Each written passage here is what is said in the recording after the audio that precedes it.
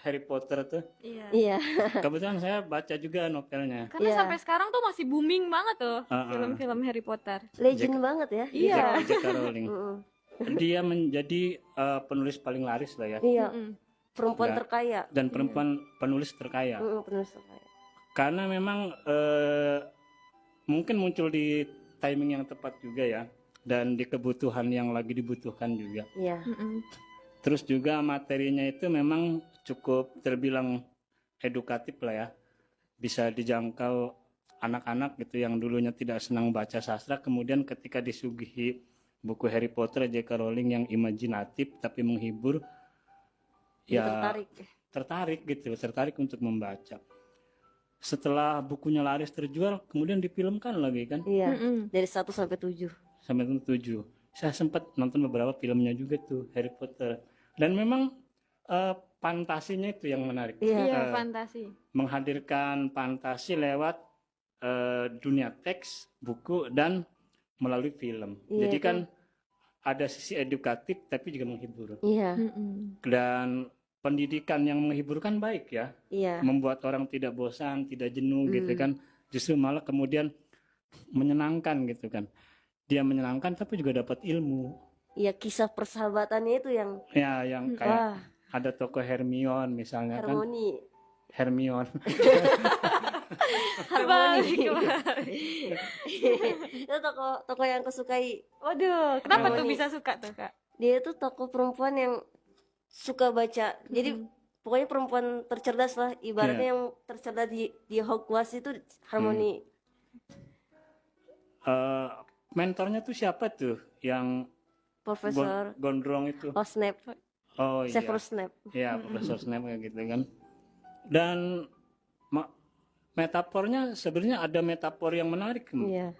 Artinya dengan membaca buku kita bisa menjadi sakti gitu kan. Iya. Karena kan di film itu bicara tentang ilmu-ilmu yang Iya, sakti gitu. ada mantra-mantra. Ada mantra-mantra yang sakti, tapi itu sebenarnya muatannya muatan sastrawi gitu kan. Iya. Artinya bisa dibaca sebagai dengan ilmu pengetahuan yang bagus, baik dan luas, kita bisa menjadi sakti gitu. Sakti dalam artian menjadi dia kreatif, inovatif gitu kan. Terus bisa memiliki daya cipta gitu kan, karena banyak membaca. Saya kira itu salah satu pesan yang ingin disampaikan melalui buku-buku kayak Harry Potter kayak gitu kan. Terus juga ada buku lain misalnya Lord of the Rings gitu kan. Iya, ada juga. Yang saya tapi lupa ini nama pengarangnya. Dan legend juga itu.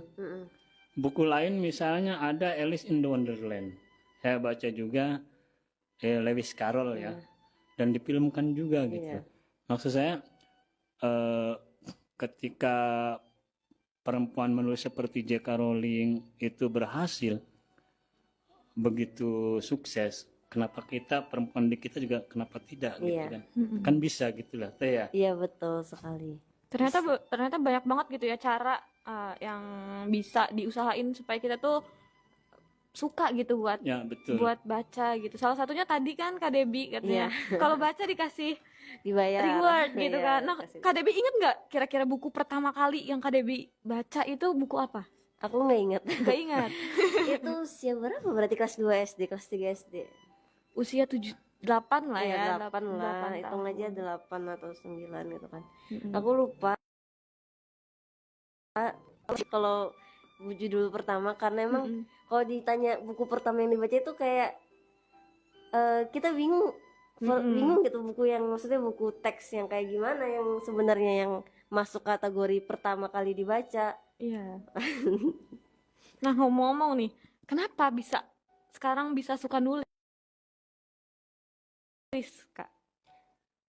Biasanya kalau orang yang suka baca itu bakal suka nulis enggak? Iya kan ya? Biasanya. Ya aku suka nulis karena emang dulu kan emang suka baca banget, hobi banget yang namanya baca karena ya dikasih bayaran pun dan merasa kalau baca buku tuh kayak ada cahaya gitu di kepala kita. Jadi kayak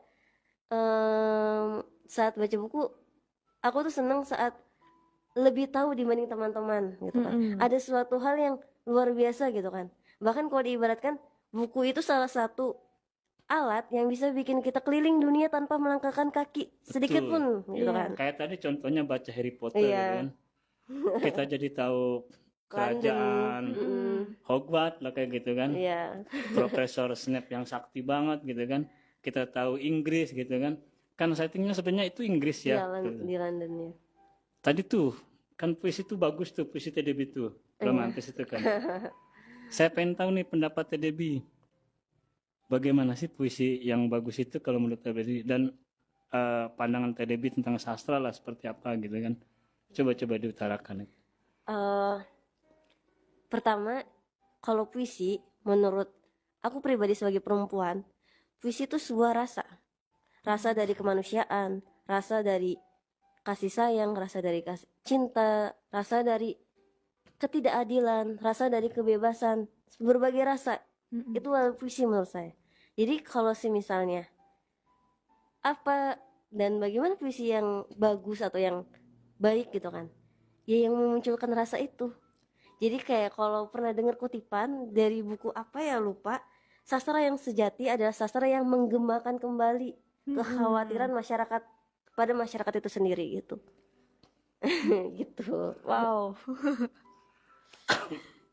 Saya setuju. Kalau saya puisi itu menurut saya apa ya,